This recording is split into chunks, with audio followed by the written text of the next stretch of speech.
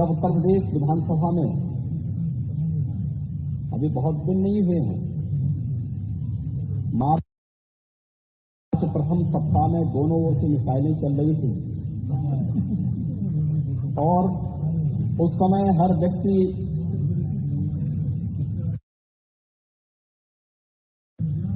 एक दूसरे के हमलों से झुलसने से बचने के लिए अपने अपने स्तर पर प्रयास कर रहा था।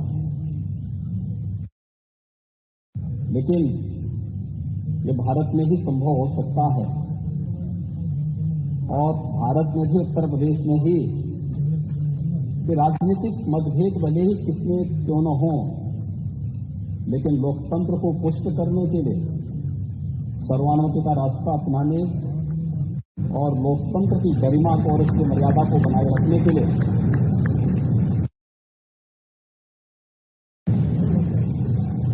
हम मिलकर के इस अभियान को आगे बढ़ाएंगे। और आज आपका सर्वानुमति से यहां पर चयन हुआ है। ये सचमुच भारत की उन मजबूत लोकतांत्रिक परंपराओं को और भी मजबूत करता है और भी पुष्ट करता है। मैं इसके लिए सत्ता पक्ष और विपक्ष से जुड़े हुए अपने सभी माननीय जो नेतागण हैं, नेता प्रतिपक्ष और सभी दलों के अपने नेताओं के साथ साथ नवनिर्वाचित सभी माननीय सदस्यों को भी मैं हृदय से उनके चुनाव के लिए और आपके चुनाव के लिए भी मैं उन सबका हृदय से अभिनंदन भी करता हूं और धन्यवाद भी देता हूं।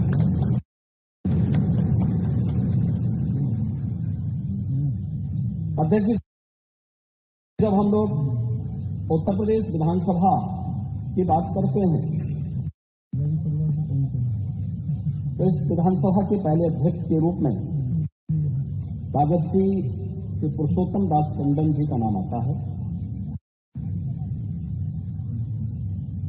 उन जैसे मनुष्यों ने इस सदन की गरिमा को, इसके उच्च संसदीय मर्यादाओं और मानदंडों को स्थापित करने का कार्य किया था। और उसके बाद से श्री आत्माराम गोविंद खैर जी ने 3 बार उत्तर प्रदेश विधानसभा के अध्यक्ष को सुशोभित किया। श्री केसरीनाथ त्रिपाठी जी ने 3 बार उत्तर प्रदेश विधानसभा के गरिमा में पूर्ण पद को सुशोभित किया। और आज जब हम 18वीं विधानसभा में हैं तो इस सदन के वरिष्ठ सदस्य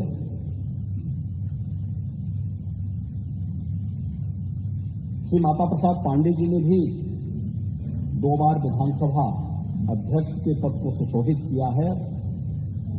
आज भी इस सदन के माननीय सदस्य चुने गए हैं।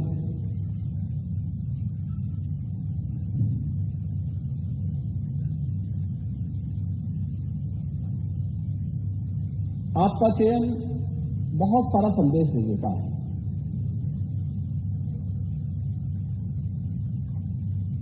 ये संदेश अध्यक्ष पद जैसे गरिमामय पद के लिए तो है ही, हमारी लोकतांत्रिक परंपराओं को पुष्ट और मजबूत करने की दृष्टि से भी महत्वपूर्ण है और उससे भी महत्वपूर्ण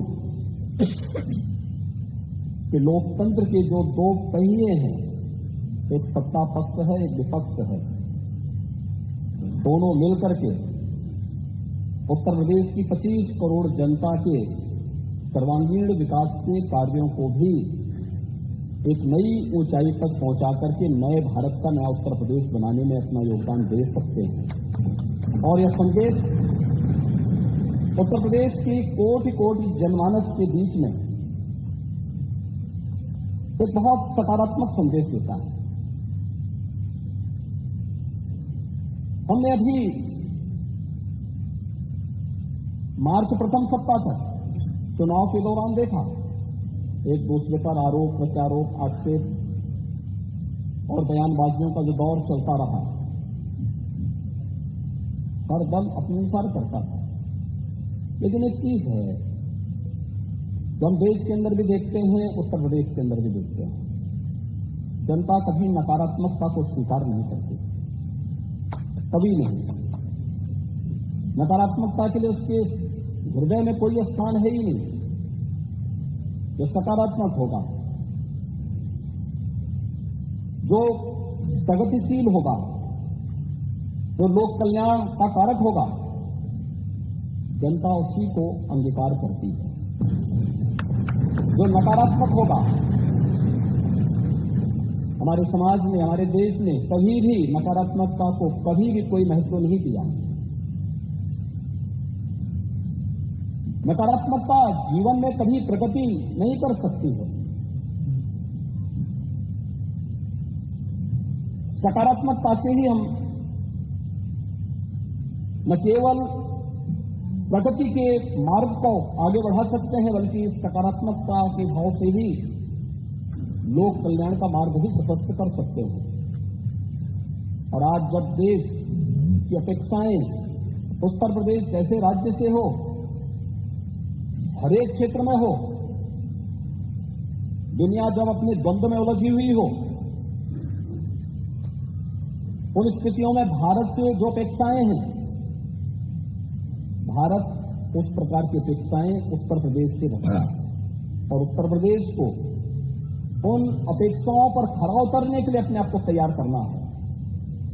और लोकतांत्रिक व्यवस्था में जब सत्ता पक्ष और विपक्ष मिलकर के एक साथ मिलकर के इस अभियान का सहभागी बनता है, वह एक और एक दो नहीं होता है, बल्कि वह मिलकर के 11 की ताकत बनकर के मजबूती के साथ लोकतंत्र की इस व्यवस्था को न केवल पुष्ट करता है, बल्कि इसे और भी मजबूती के साथ आगे बढ़ाने का कार्य करता है। उन जनाकांक्षाओं की पूर्ति करने का माध्यम बनता है, जिसके लिए आम जनमानस ने हमारी इन सभी जनप्रतिनिधियों पर विश्वास किया है। ये सभी चुनाव जीत करके आए, जनता के सामने आम जनमानस ने इन पर विश्वास किया। आम जनमानस का इन पर एक नया विश्वास प्रकट हुआ है और उस विश्वास पर कहीं भी हमें कोई भी किसी भी प्रकार से उसे अविश्वास में नहीं बदलने देना है। यह हमारा लक्ष्य होना चाहिए और इस दिशा में प्रयास की शुरुआत कल से मैं देख रहा हूं। माननीय सदस्यों ने शपथ ग्रहण किया।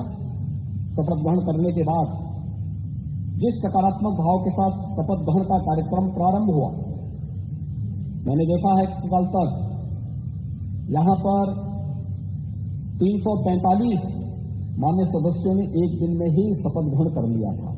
60 माननीय सदस्य बच गए थे, उनका शपथ ग्रहण अधिकतर ने आज यहां पर अपना शपथ ग्रहण भी संपन्न किया है। और किस सकारात्मक भाव के साथ सब लोग मिलकर के इस कार्यक्रम को आगे बढ़ा रहे हैं। आज चुनाव संपन्न हो चुके हैं, अब हमें विकास के बारे में सोचना है।